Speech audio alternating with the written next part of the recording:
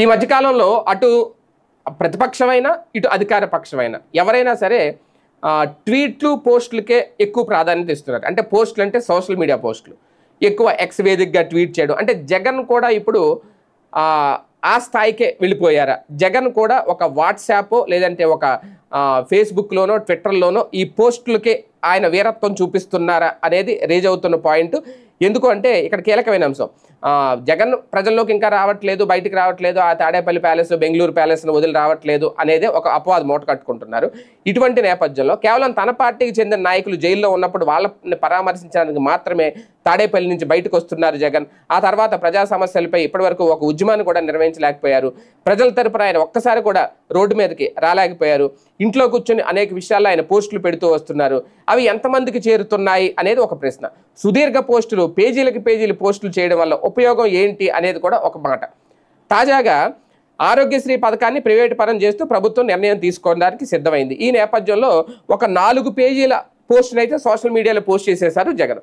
ఆరోగ్యశ్రీ పేదల కోసం తీసుకొచ్చిన కీలక పదం, దీన్ని ప్రైవేటుకి ఎలా అప్పగిస్తారని ప్రశ్నించేశారు. అయితే వాస్తవానికి ఇలాంటి కీలకమైన సందర్భాల్లో ప్రజల మధ్యకి రాకపోతే ఆయనకి గ్రాఫ్ ఎలా పెరుగుతుంది? ఇంట్లో కూర్చొని కంప్యూటర్ ముందు కూర్చోనో లేదంటే ఫోన్లో ఒక టైప్ చేసో పోస్ట్ పెట్టేస్తే అయిపోద్దా? జగన్మ వచ్చింది, రేపొద్దున కూడా ఎన్నికల సమయంలో నాకు ఓటేయండి, వైసీపీని గెలిపించండి అని పోస్ట్ పెట్టేస్తారా? ప్రజల్లోకి వచ్చి ఇంటింటికి వెళ్ళి క్యాంపెయిన్ చేస్తారా? రేపొద్దున జగన్ అదే చేసి ఎమ్మెల్యే అభ్యర్థులు అదే చేస్తే ఎవడైనా ఓటేస్తాడా? ఇప్పుడు ప్రజల తరపున ఓకే, అది ఆరోగ్యశ్రీ పథకం చాలా ఇంపార్టెంట్, ప్రజలకు చాలా అవసరం, చాలా మందికి లబ్ధి చేకూరింది, మేలు చేకూరింది. అది మీ నాన్నగారు తీసుకొచ్చిన పథకమే, వైఎస్ఆర్ గారి హయాంలో వచ్చిందా? ఆ పథకం చూస్తే పక్క రాష్ట్రంలోని కేసీఆర్ కూడా సేమ్ అదే పథకాన్ని ఆరోగ్యశ్రీని అక్కడ ప్రారంభించారని స్వయంగా ఆయనే చెప్పారు.